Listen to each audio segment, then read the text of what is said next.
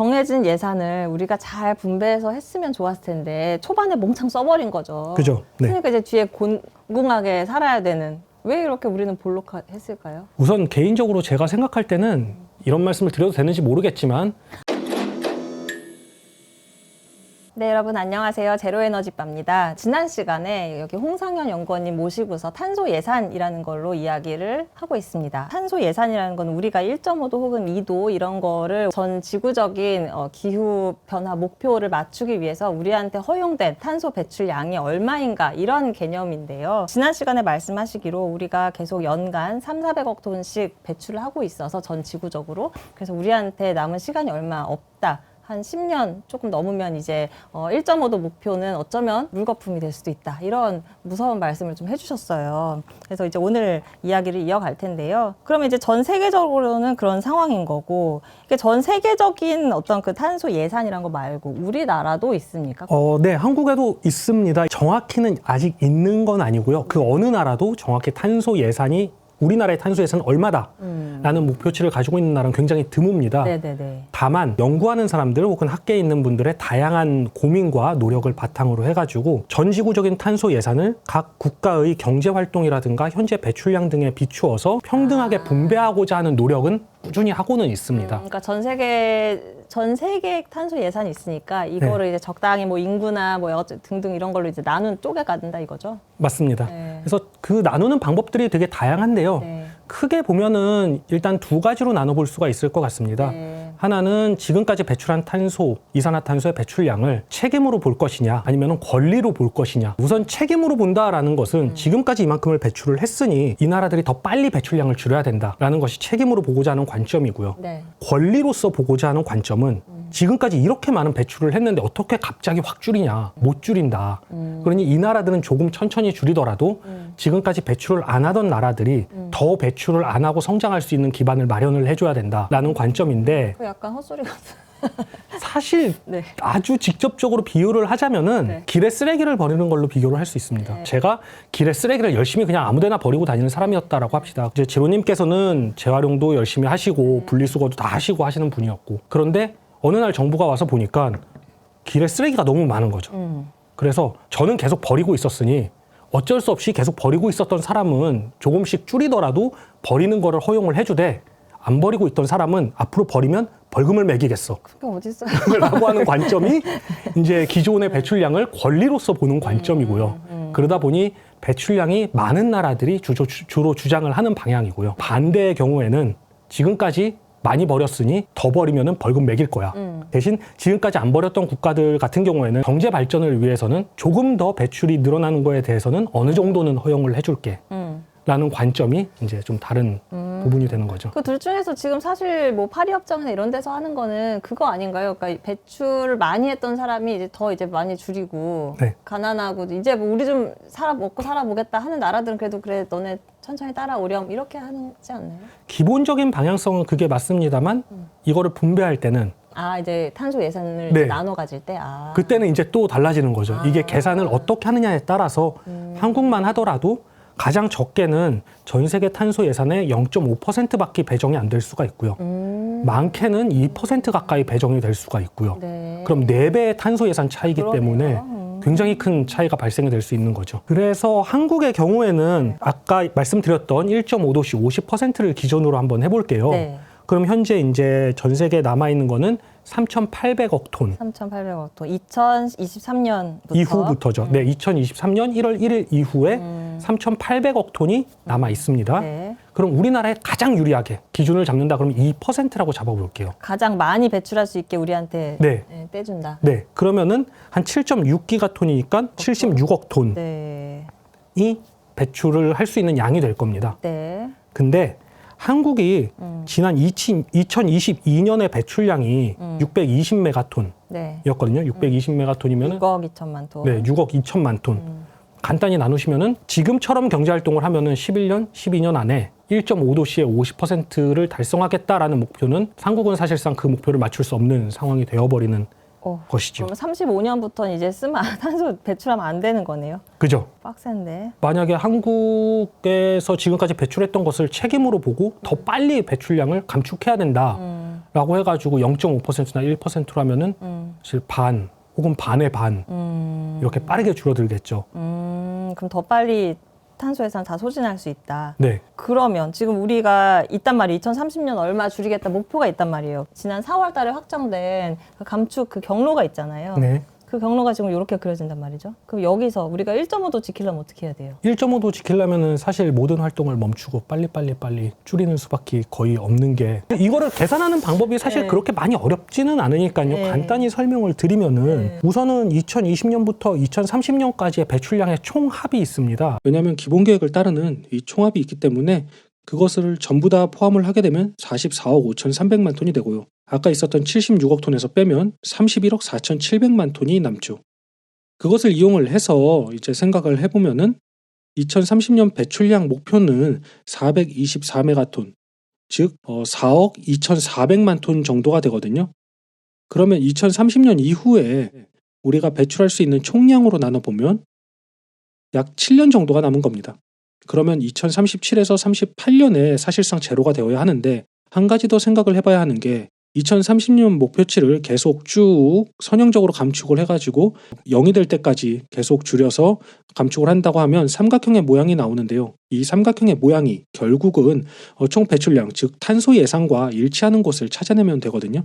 그것을 계산을 하면 한 2배 정도가 되겠죠. 사각형에서 삼각형으로 바뀌는 거니까. 그렇게 되면 7년이 아니라 15년 정도, 그럼 길게 봤을 때 2044년에서 45년 정도가 일종의 목표치가 되어야 하는 거죠. 2025년까지 다시 내야 되잖아요, NDC. 네. 그때는 아마 2035년 감축 목표가 나와야 될 거고. 그러면은 어느 정도는 돼야지 우리가 이 탄소 예산 측면에서 최선을 다했다라고 볼 수 있는 거예요. 2035년 배출량. 2035년 배출량 제가 계산했던 걸로 따르면은 1억 5천만 톤. 2035년에 1억 5천만 톤 해야 된다고? 잠깐만, 30년에 4억 몇 톤인데 네. 이거를 5년 안에 1억 톤대로 줄이라고요? 네, 그래서 3분의 1로 쭉 떨어뜨려야 와, 그나마 가능한 트렌드를, 경로를 좀 따라갈 수가 있는 수준으로 가는 거죠. 가능해요? 사실 이게 되게 어려운 되게 해야죠. 것이 안 돼도 사실입니다. 되게 해야죠. 안 네, 돼. 되게 해야 또 되긴 이거 하는데. 되게 해야만 하는 건데 10년, 15년 뒤에 경제 활동을 할 아이들, 그래 20년 뒤에 계속 경제 활동을 해야 되는 아이들을 생각하면 무조건 해야만 하는 건데 이게 어렵게 된 이유가 사실은 초반에 배출량을 안 줄여서 그런 거거든요. 초반이라는 게 2020년, 21년 이런. 네. 그 전에 이제 처음 교토의정서 얘기가 나왔을 때부터 해가지고 뭐 그 이후부터 쭉 계속 우리나라는 배출량에 대한 관심이 없다가 네, 그쵸. 이제 와가지고 배출량을 줄여야 된다라고 해서 NDC 목표도 만들고 뭐 탄소 중립 목표도 만들고 했는데요. 그 이후에 이제 기본 계획에서 처음으로 경로라는 것을 만들었을 때 이 경로 자체가 잘 아시다시피 위로 볼록한 경로를 만들어 놓다 보니까 네, 맞아요. 나중에 가서 위로 올라갔던 만큼 밑으로 내려가야만 하는 어려움이 만들어진 거죠. 그렇죠. 그러니까 우리가 탄소 예산이니까 이거를 정해진 예산을 우리가 잘 분배해서 했으면 좋았을 텐데 초반에 몽창 써버린 거죠. 그죠? 네. 그러니까 이제 뒤에 곤궁하게 살아야 되는, 그렇죠? 네. 갑자기 확 줄여야 되는 네. 이런 경로. 왜 이렇게 우리는 볼록했을까요? 우선 개인적으로 제가 생각할 때는 이런 말씀을 드려도 되는지 모르겠지만 그러면서 다 할 거면서. 네, 뭐 다 합니다. 어차피 저는. 근데 기본적으로 제가 생각할 때는 지금의 삶이 좀 편하고자 이 책임을 다음 세대에게 다 떠넘긴 행위가 아니었을까라고 생각을 합니다. 지금 내가 바꾸기에는 너무 어려우니 나는 모르겠고 니들이 책임져라 라는 정도의 태도, 그 이상으로는 사실 뭐 생각해 볼 방법이 별로 없는 것 같고요. 좋다기보다는 조금 더 이해가 가능한 방향에서 생각을 하자면은 기존의 기본 계획을 만들 때는 탄소 예산의 개념이 적용이 되지 않았거든요. 그렇죠. 그러다 보니까 아무래도 이제 서로 각 부처 간에 줄인다기보다는 배출을 하고자 하는 갈등도 있었고, 이 과정에서 조금 배출량이 초반에는 많고 2028년, 29년 돼서 해외 배출권 사업으로 갑자기 떨어지는 네. 이상한 그림이 만들어지게 된 거죠.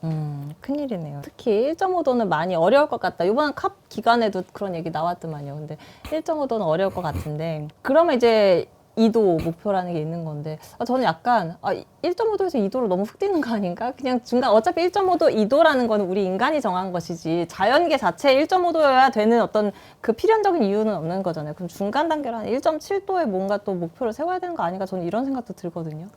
사실 이게 말씀해 주신 게 맞는데요. 자연계 입장에서 보면은 1.5나 2나 이런 숫자 자체도 이미 인간이 만든 숫자이기 때문에 그 숫자가 갖는 의미는 없다라고 볼 수도 있는데요. 학자들이 연구한 바에 따르면은 1.5도랑 2도의 가장 큰 차이는 그게 얼만큼 인간에게 피해를 주고 자연이 얼만큼 파괴가 되느냐 뭐 이런 것들을 바탕으로 해가지고 고민을 한 부분이 있고요. 또한 1.5도가 선택이 된 배경을 생각을 해보면은 파리 협정서 당시에 처음에는 이제 2도 정확히 영어 표현으로는 well below 그쵸. 2도였죠. well below가 무엇이냐라는 토론의 끝에 나온 게 1.5도라는 목표를 세운 것이고요. 그리고 한국의 입장에서 보면은 사실 법을 안 지키려고 만드는 나라는 없잖아요. 네. 그거를 지키겠다고 만드는 건데 네. 우리나라 이제 얼마 전에 작년에 만들어졌던 기본법 3조 8에 보면은 전 세계적인 1.5도 노력에 동참한다라고 해두었거든요. 네. 지키지 않을 법은 만들 필요가 없는데 네. 만들었으니까 지켜야죠. 그렇죠. 그럼 한국의 입장에서는 1.5도가 목표가 되고 그 목표를 바탕으로 최선의 노력을 하는 게 맞다라고 생각을 합니다. 그럼 최선의 노력이라는 게 뭐가 있을까요? 일단 빨리 뭐 어떻게 에너지 전환 빨리 하고 이런 건가요?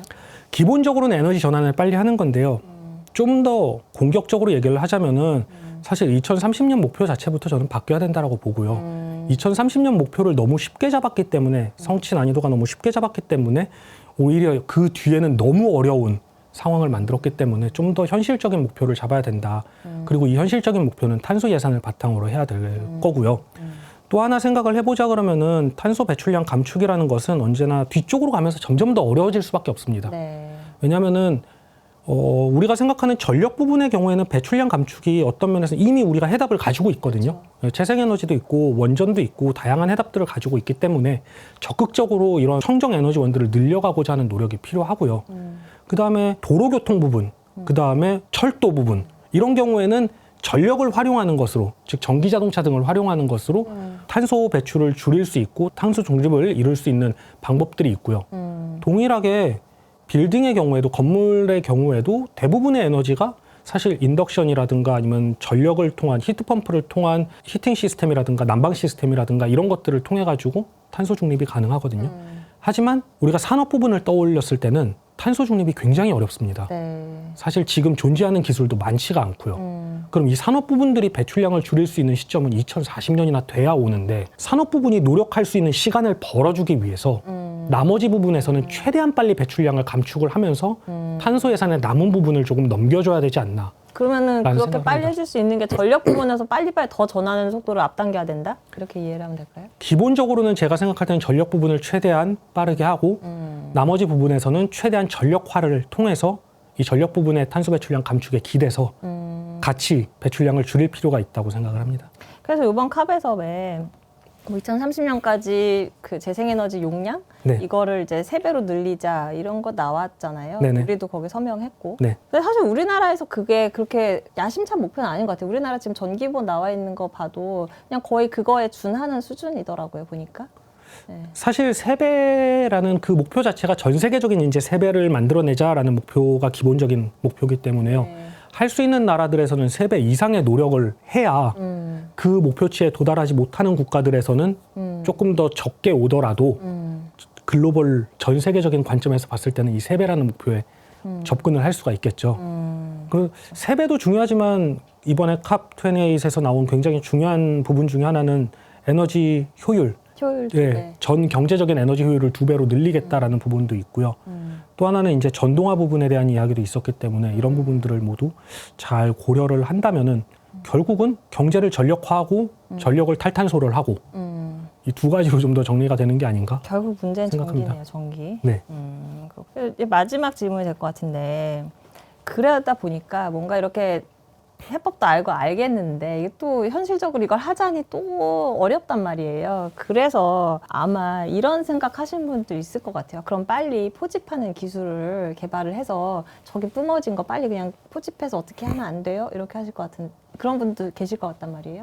되게 좋은 아이디어죠. 어떻게 생각하면 되게 좋은 아이디어고 뿜어져 있는 거를 포집을 한다. 혹은 한때 유행했던 지오엔지니어링이라고 네, 불리죠. 지오엔지니어링. 네, 지오엔지니어링이라는 뭐 지구에다가 그 어떤 가루를 뿜어가지고 네, 햇빛이 들어오는 거를 차단하겠다. 뭐 이런 좋은 아이디어들이 있는데요. 이게 재생에너지 설치하는 것보다 비싸거든요. 더 어렵고. 왜 쉬운 길을 놔두고 어려운 길을 택하면서 저게 더 좋아 보인다라고 하는지 솔직히 잘 이해를 못 하겠고요. 뭐 DAC 같은 경우는 이제 대규모로 실증 사업이 진행되는 곳들이 있습니다. 한국에도 한 업체가 이제 미국에 진행을 한다라고 하고 있고 아이슬란드에서 직접적으로 진행을 하고 있고요.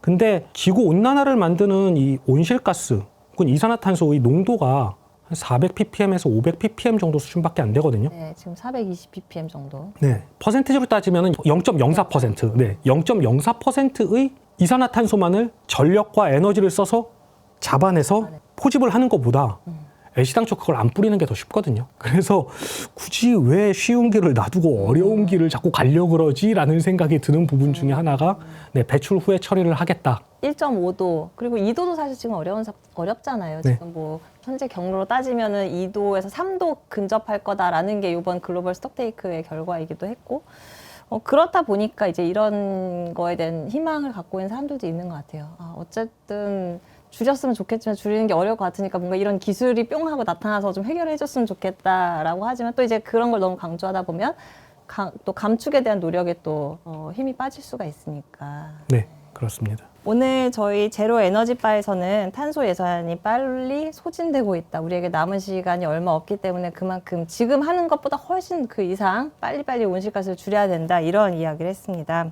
오늘 어떠셨나요? 재밌었습니다. 그게 다예요? 상당히 재밌었고 네. 사실 이렇게 말씀을 드리면서 저도 생각을 되게 많이 정리할 수 있는 시간이 되었던 것 같아가지고 그 부분에서도 되게 좋고요. 네. 또 말씀드리면서 또 새롭게 질문을 통해서 많이 배운 것 같았어요. 네. 네, 흥미로운 시간이었습니다. 네. 자주 나와주세요. 네, 뭐 불러주시면 언제든지 네. 네, 알겠습니다. 공개적으로 약속드리겠습니다. 알겠습니다. 네. 오늘 여기까지 하겠습니다. 감사합니다.